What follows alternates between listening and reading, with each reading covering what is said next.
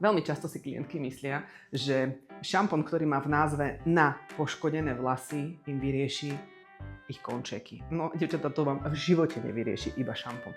Ale poviem vám, čo to vyrieši.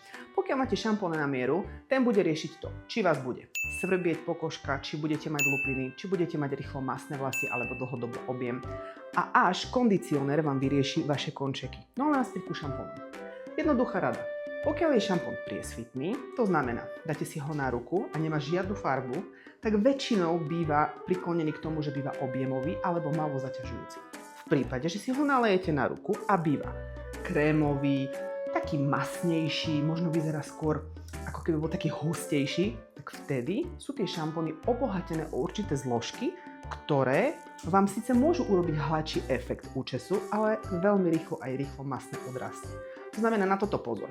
Ak máš veľmi husté vlasy a vyzeráš ako Hagrid, tak samozrejme vtedy si vyber skôr šampón, ktorý ti ich trošku utlmí, zamastí, poprípade pouklada na tej hlave.